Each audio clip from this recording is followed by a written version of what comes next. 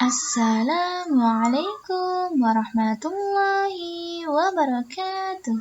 Selamat pagi anak-anak. Apa kabarnya hari ini? Semoga dalam keadaan sehat ya. Sebelum memulai pembelajaran hari ini, marilah kita berdoa.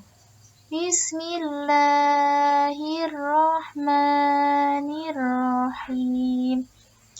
Berjumpa kembali dengan Bu Rahma.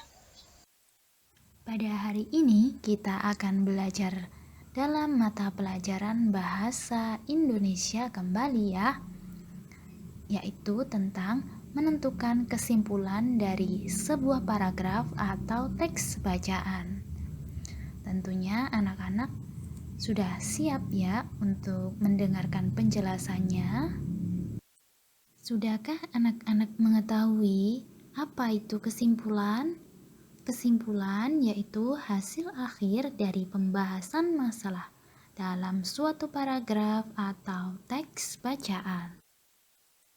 Langkah-langkah menentukan kesimpulan dari sebuah paragraf atau teks bacaan. Yang pertama, membaca teks bacaan dengan cermat, atau bacalah teks bacaan tersebut secara berulang sampai anak-anak paham. Yang kedua, carilah kalimat utama atau gagasan pokok dari suatu paragraf. Yang ketiga, tuliskan kesimpulan berdasarkan gagasan pokok dari suatu paragraf menjadi sebuah kalimat baru yang disusun berdasarkan bahasamu sendiri. Hal-hal yang diperhatikan dalam menuliskan kesimpulan dari sebuah paragraf atau teks bacaan. Yang pertama, kesimpulan suatu paragraf boleh sama dengan ide pokoknya atau dibuat kalimat baru yang lebih sederhana tapi tidak merubah makna dari gagasan pokoknya. Yang kedua, kesimpulan berisi hal yang paling umum dari suatu paragraf atau sesuai dengan teks bacaannya.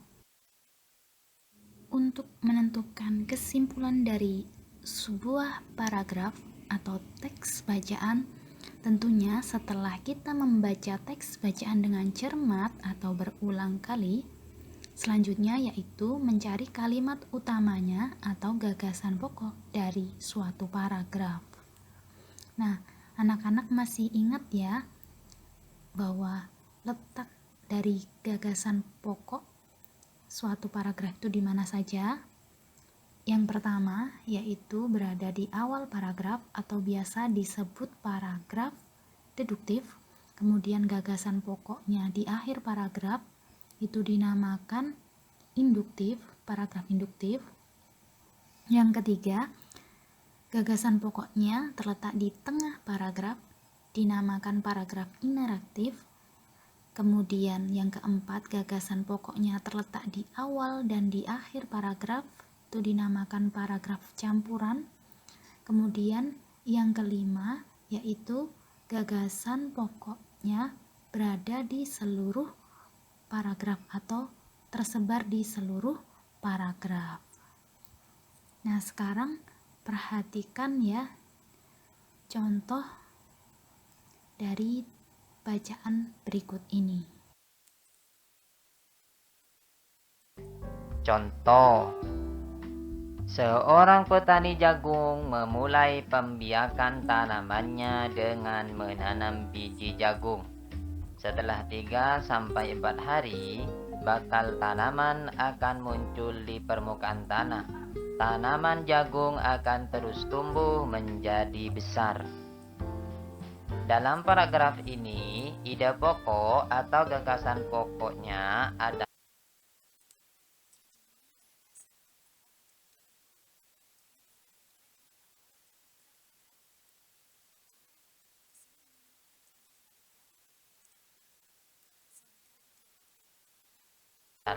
pembiakan jagung dimulai saat bijinya ditanam. Jadi, dapat kita ambil kesimpulan atau kita tarik kesimpulannya yaitu jagung berkembang biak melalui biji.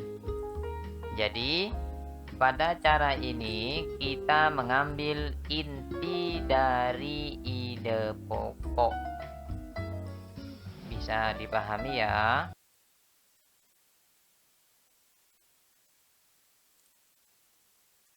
Selanjutnya, di sini ada contoh paragraf di mana gagasan pokoknya tersebar di seluruh paragraf. Perhatikan ya. Sikap santun dan penuh hormat kepada Umi bersemi sejak kanak-kanak. Umi disayang oleh semua orang, mulai dari kakek, nenek, ayah saya, pokoknya semua memanjakan beliau. Sampai dia dapat suami, suaminya pun sayang dan memanjakan Umi saya. Umi orangnya aktif sehingga jarang memasak untuk keluarga. Sekali memasak, Umi membuat rendang banyak-banyak untuk kebutuhan 1 bulan atau 1 minggu karena Umi sering pergi lama untuk urusan organisasi. Yang memasak bapak, yang memperbaiki kompor dan berusaha memanjakan Umi juga bapak. Dari paragraf ini, kita dapat mengetahui bahwa gagasan pokoknya atau ide pokoknya dapat kita ketahui berdasarkan penjelasan dari kalimat pertama sampai kalimat terakhir, yaitu Umi disenangi orang-orang di sekelilingnya. Kemudian dari gagasan pokoknya ini sama dengan kesimpulannya ya, yaitu Umi disenangi orang-orang di sekelilingnya. Nah, anak-anak, sekarang bagaimana ya menentukan kesimpulan dari suatu teks bacaan apabila dari suatu teks bacaan terdapat lebih dari 1 paragraf? Simak baik-baik ya penjelasannya. Mari kita baca teks dengan seksama dan menentukan ide pokok dari masing-masing paragraf. Paragraf pertama dari bacaan manfaat penanaman mangrove. Mangrove merupakan jenis tanaman yang memiliki sistem perakaran yang kompleks, rapat, dan lebat. Mangrove dapat memerangkap sisa-sisa bahan organik dan endapan yang terbawa ke laut. Akar pohon mangrove dapat menjaga pinggiran pantai dari bahaya erosi. Selain itu, mangrove juga ikut memperbaiki buruknya ekosistem di wilayah pantai dan tambak. Dengan demikian, menanam mangrove di sepanjang garis pantai merupakan upaya mengatasi masalah abrasi. Ide pokok paragraf ini adalah manfaat akar mangrove. Paragraf kedua.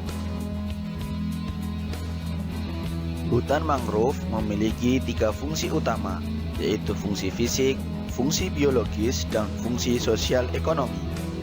Dalam hal fisik, mangrove tidak hanya melindungi pantai dari erosi saja, melainkan juga menjaga garis pantai agar tetap stabil dan mengurangi resiko akibat dampak tsunami. Fungsi mangrove secara biologis yaitu sebagai habitat organisme biota laut yang hidup di terumbu karang. Selain itu, mangrove berperan sebagai sumber keanekaragaman bagi hewan, tumbuhan, dan mikroorganisme. Adapun dalam hal sosial ekonomi, mangrove berfungsi sebagai sumber mata pencaharian, tempat wisata alam, serta objek pendidikan dan penelitian. Ide pokok paragraf ini adalah fungsi utama hutan mangrove. Sekarang kita sudah mendapatkan ide pokok dari masing-masing paragraf. Dengan kata kunci mangrove, dapat kita ambil kesimpulan bahwa tanaman mangrove memiliki banyak manfaat bagi kehidupan manusia, khususnya di wilayah pantai. Ini adalah tugas anak-anak yang harus dikerjakan.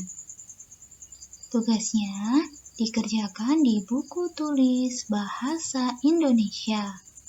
Jangan lupa ya, hasil pekerjaannya diberi nama, kelas, dan tanggal. Selamat mengerjakan. Sekian dari Bu Rahma. Sampai jumpa lagi anak-anak. Wassalamualaikum.